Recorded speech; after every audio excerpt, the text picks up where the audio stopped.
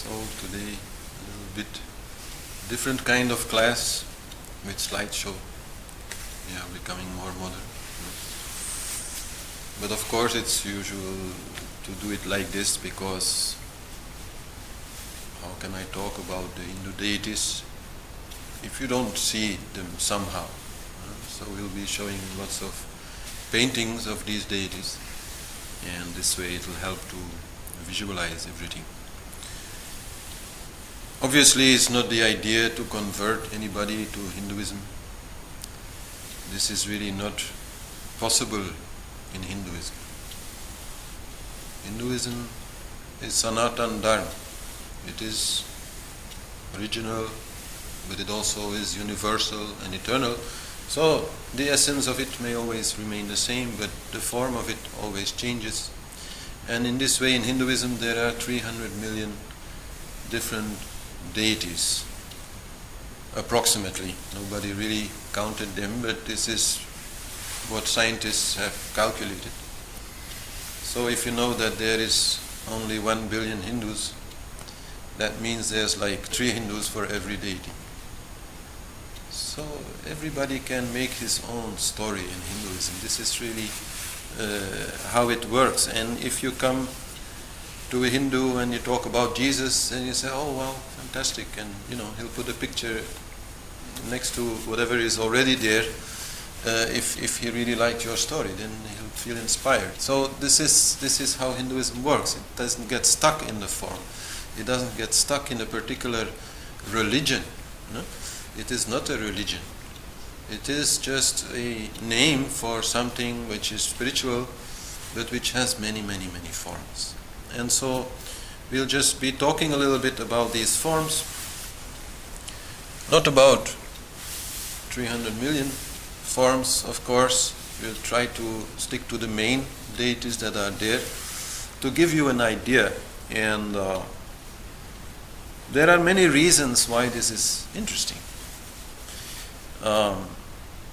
First of all, it's interesting if you like to go to India and participate in whatever is going on there. Then you have a little idea what they are talking about. And it is also interesting if you want to do some bhakti yoga to get some idea how this could be done. The yoga of devotion is an important part of yoga. So you can do it for the deity without form, which is what we Westerners usually prefer. But to do it for a deity with form has some benefits, has some advantages. Basically, if the form is there, which is called sagun, then it is more easy for mind to focus on it. If we only want to focus on a formless divine, then it is more difficult. It's called nirgun. And normally they say sagun leads to nirgun. Obviously in the end what you will reach is the formless divine behind everything. But through the form you can usually more easily get there. So this is one good reason to have a look at this. But as these deities are all like basic manifestations of the divine, basic ways in which the divine can manifest, can show itself, maybe as generosity, or as wisdom, or as courage, selfless service, all these things. So in this way, studying those different gods is like studying different parts of the divine, different aspects of the divine, but also different paths towards the divine. Every god or goddess in Hinduism kind of represents a yogic path. And so it is a study also of yoga.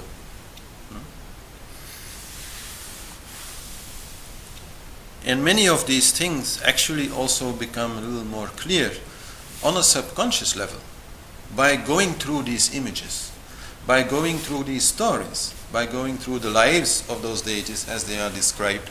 We learn something more on a different level, not so much on the rational level. And this is also why in Hinduism we usually start with Ganesh, the elephant-headed god. because if you can recognize the divine in a small pot-bellied man with an elephant head, then you kind of have to set your ratio aside. If you are thinking about God rationally, then we either go for the formless God, or we go for some superhuman kind of God, but not for this. So this is a different way to look at the divine, and certainly images there are very important. And in this way, for my teacher Hari Johari, this art was very important. He was an author, he was a teacher, he was a music composer, he was so many things, but first and foremost he was an artist. And so he learned this particular style of painting from a teacher called Chandrabal. His son is still like a part of our network. Chandrabal himself is no more there, but his son is still there. And then there is one student, Pieter Weltevrede from Holland, who is like the most, you could say, advanced student in this art, and most of the paintings that I will show are actually from Pieter Weltevrede, but some also from Hari Johari and some other students of Hari Johari. So Hari Johari had yoga students, but he also had many art students. And many of these students, they were both. But some, like me, who weren't really so much like good into art, we just left that to others and maybe made a few yantras or things like that, which are easy, but not really making these kind of complicated pictures. And so a deity that we see here is Saraswati, the goddess of art, literature. We will talk a little more about it, but so for all the artists, she is the first one to remember whenever starting on some art. So this is why she is here. The formless divine, if we then want to give a little bit like a name to it in Hinduism, usually comes as Om. And Om has many meanings. It's the first sound, the most basic sound, the sound of creation. But so, as you can see here in the Greek characters, A, U and M, there are also the three main gods of Hinduism: Brahma, Vishnu and Shiva. They also are related to the three gunas, the three main modes of energy. And they are related to the function of these gods in the game, which is creation, preservation and destruction. And destruction obviously is not for any kind of naughty bad reasons.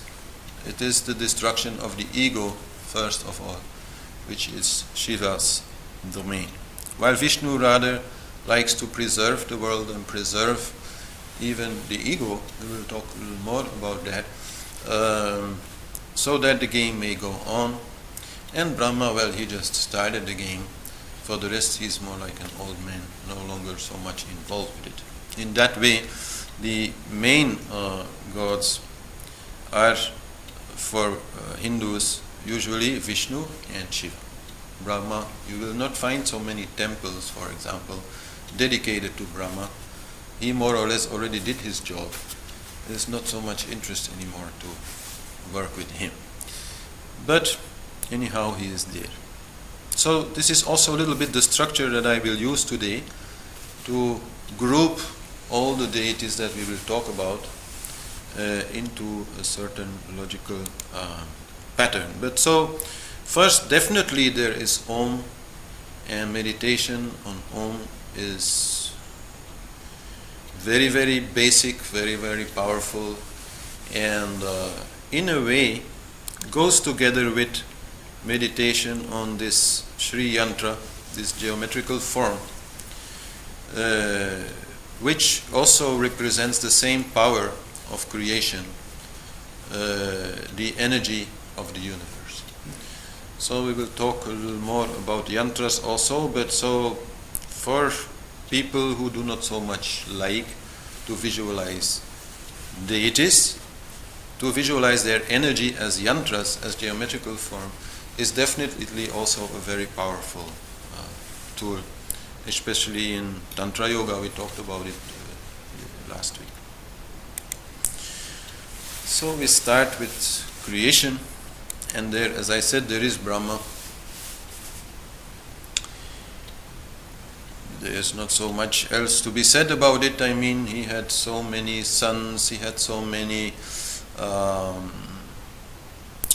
creatures that he created in order to make the world. So he did not have to do everything by himself, you could say. And he, for example, also created Bhumi, which is the Earth Mother. So Mother Earth in India is seen as a form of a cow, which immediately explains why cows in India are considered very holy and very much respected.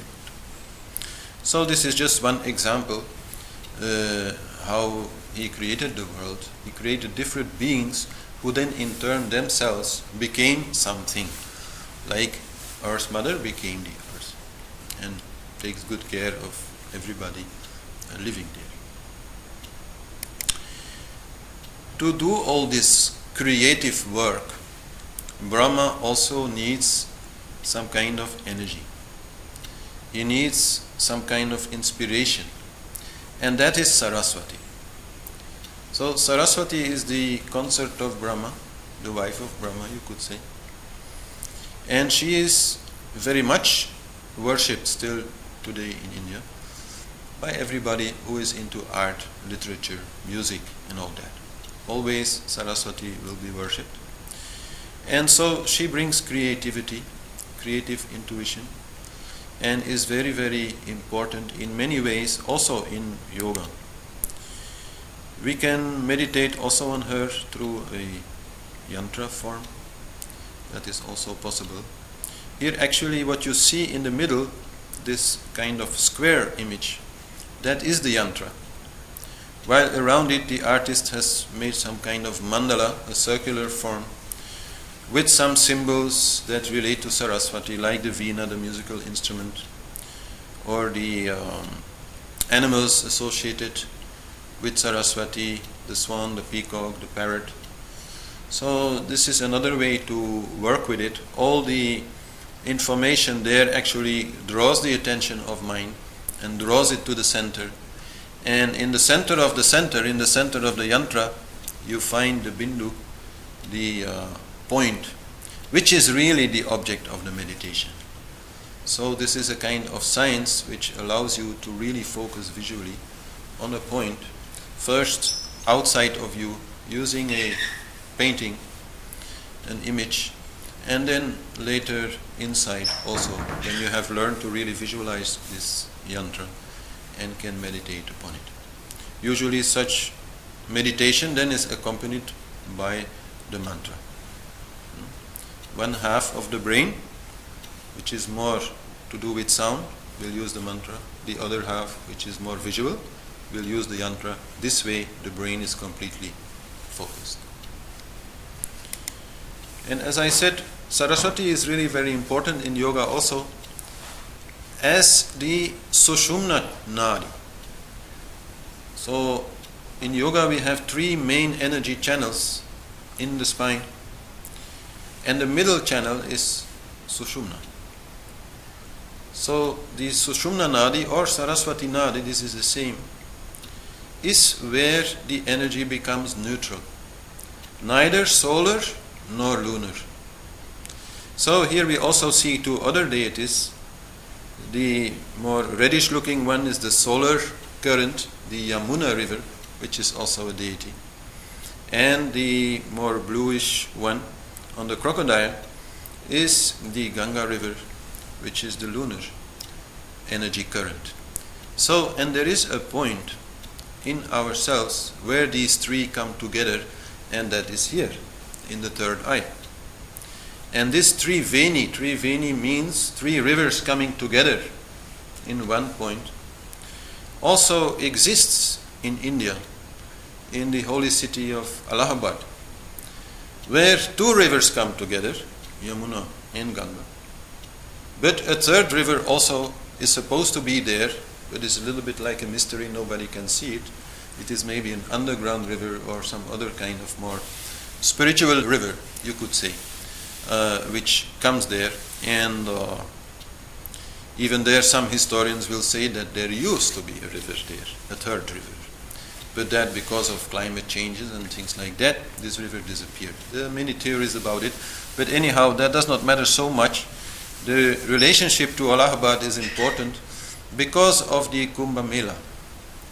The Kumbh Mela is the big gathering of Hindus every few years, and so one of the cities where this happens is Allahabad, and this is because this joining of rivers, of currents is there. So Saraswati helps us to reach the neutral state, and it is also in the neutral state that we can have creative intuition. If we are either very solar, either very lunar, very rational, very emotional, it will not work. We have to be in a neutral position to have this intuition. So this is the meaning here of Saraswati. And Saraswati also comes in a little different form as Gayatri. Like Saraswati, she is the consort of Brahma, she is seated on a swan, but she has a little bit a different form. The story is that she fell so much in love with the sun, who is cosmic consciousness, that she converted herself into a mantra, which we all very well know here, the Gayatri mantra. So, in that way, she has also been very, very important in India. She is supposed to be Ved Mata, which means the mother of the Vedas, the first holy scriptures of Hinduism. To her are attributed so many things I can't even start talking about it. Many see her as the primal Shakti, the primal energy, the primal force of the universe. And her mantra is of course seen as very important. And there is also a yantra. And here the artist actually has put the syllables of the mantra in the mandala surrounding the yantra of Gayatri. So there's really not so much more to be said about that side of it. As I said, Brahma is very important, of course. Without him, nothing would be there. But not seen as so important in worship. His consort Saraswati is still, because of course in that way creation happens all the time, again and again and again, and we are also a little bit like creators in our life, in our art, in music and so on. We create new things. So there Brahma does exist, obviously. But so once the universe is created, preservation is the main thing. And for that we have one deity called Vishnu. Vishnu lives on the ocean of milk, always like floating around on the big snake called Shesha, who is like protecting him and offering him a seat to stand or sit on. And so Vishnu is always involved with preservation. Vishnu never sleeps. He always has to stay awake. If he would fall asleep, the whole universe would disappear. So he is quite important. And helped also, like all deities, by a goddess called Lakshmi, which is the power of Vishnu, the energy of Vishnu. Vishnu is the consciousness, Lakshmi is the energy, and together only they can work. So Lakshmi is also like a mother. She is very generous, shown to throw coins. She is also very wise, very beautiful, very healthy, you could say. She is the energy of preservation. So Lakshmi definitely also is very important, and because she is seen as very generous, she is very often worshipped in India, especially among business people and other people seeking some kind of advancement on a material level. they will turn to Lakshmi.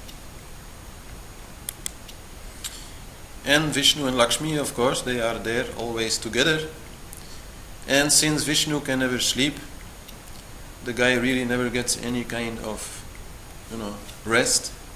So she is then maybe massaging his feet a little bit like it is shown here in the picture, to give him a little bit of relaxation, while he is still going on with the work of preserving the universe.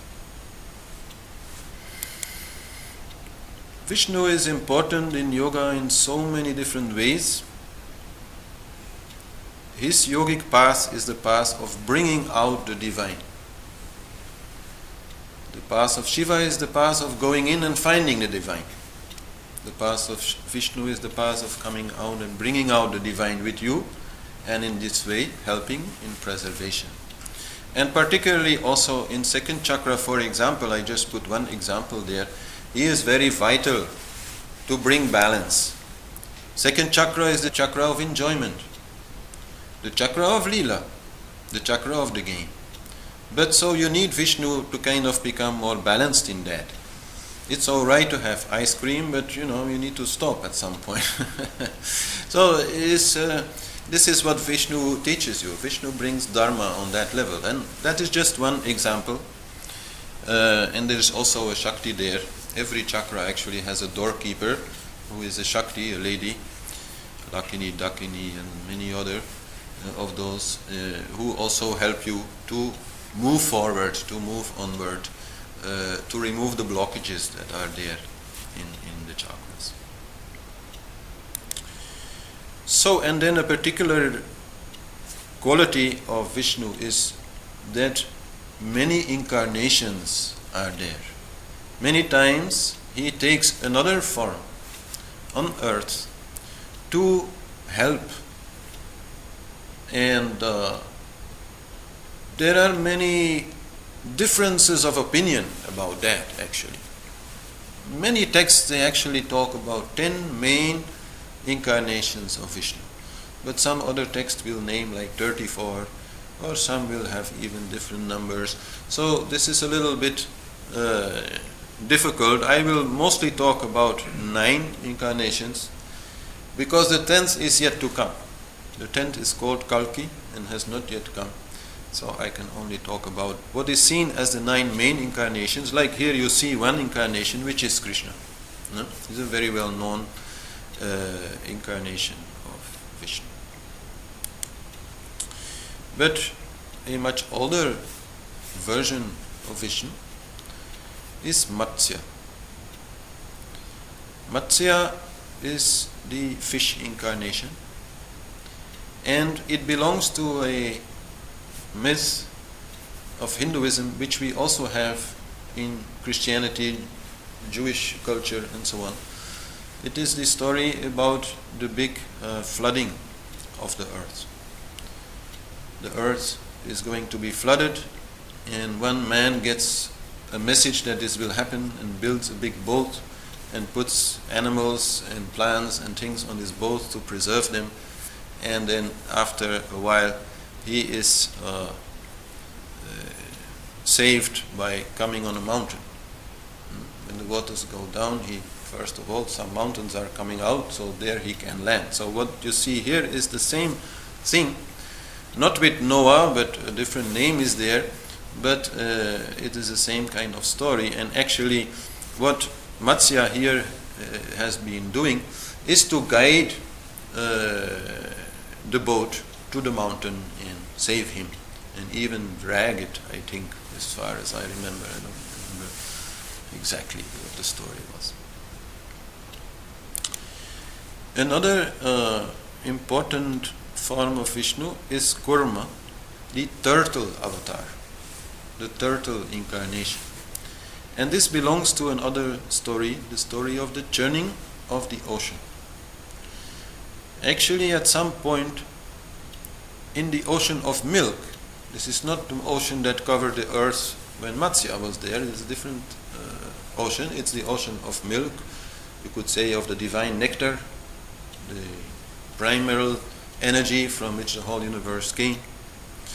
And actually at some point in this ocean, many things got lost, among which foremost was the Amrita, the divine elixir, the life-giving elixir.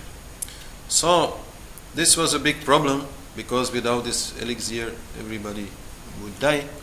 So the gods and the demons, they joined forces to churn the ocean. Like they would be able to churn milk, they churned the ocean. And for that they took a big mountain, Mathura, if I am correctly remembering it, and they used this big snake, Vasuki, as a rope, and this way they could make this mountain turn, and this way they could churn the ocean. The demons pulling on one side, the gods pulling on the other side. And what actually happened then was that this mountain was starting to sink into the bottom of the ocean, and so this was a problem. And then Vishnu became Kurma, the turtle avatar, and used his shield to give a support for the mountain. So went into the water and was there as support for the mountain, and that way it could happen. And here you say many of the things coming out, not only the Amrita, which is there in the middle, carried by Dhanvantari, the god of medicine, but also many other goddesses and fantastic creatures and the wish-fulfilling tree and many things, many magical things reappeared out of the ocean of milk. And actually, one of the versions of that story, because always you have many different versions, you have to understand that this is not like an exact science. One of the versions of it is that then Garuda, the king of the birds, he took the Amrita and flew away with it so the demons would not be able to get it, and spilled 4 drops on his way, and these 4 drops are the holy cities of Hinduism. Anyway, so Garuda is there, and Garuda also is related to Vishnu because he is like Vishnu's mount. When Vishnu wants to go somewhere, then Garuda will fly him there. So Garuda is important, and also important in general as a messenger between humans and gods. And then here we have another form, Varaha, the boar incarnation.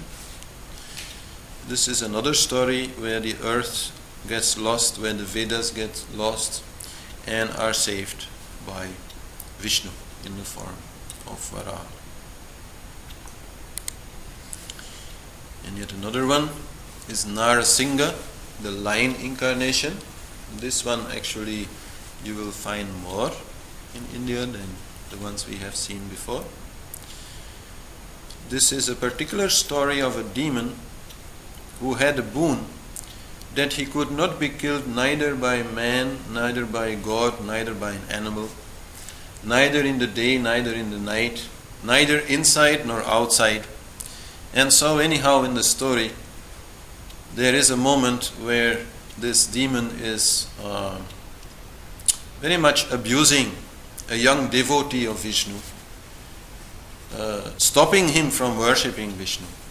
And at that moment, Vishnu takes this form of Narasingha, which is neither man nor beast nor God, which is a mixture of the three, and attacks the demon on the doorstep, so neither inside nor outside, and in the evening, neither at night nor during the day. So this way he can defeat him. So this is another story. And Narasingha is really quite important in the path of Vishnu if power is needed, if strength of will is needed, if some defense is needed. He is like, you could say, the most ferocious form of Vishnu, who generally is not very ferocious, who generally is very peaceful. And then we have Vamana, the dwarf incarnation. A certain demon called Bali ruled the whole of the earth and was very much abusing everybody. So something had to be done. So Vishnu incarnated as the dwarf Vamana and went to see this demon king, and asked the king if he could get a little bit of land, only as much as he could take in 3 steps. So the king thought, okay, he is a dwarf, what land can he take in 3 steps? It's like a strange question, but why not let him have it? So, and he said, okay, you can take as much land as you can, cover in 3 steps. But then Vamana became very, very big, and he covered whole of the earth with the first step. Then with the second step, he put his foot completely into heaven, which is what is shown here in the picture. And actually at that time, Brahma makes use of it by washing his feet in his kamandula, his water pot. And actually that will then later lead to the birth of Ganga, the river Ganga. Different story, we will see it. And then with the third step, he says, well, what to do now? I have covered everything. The only thing I can do is put you down in the underworld. So he puts his foot on the demon and pushes him back to the underworld. So this is another famous story of Vishnu. And then we come to probably like one of the most known versions, Ram.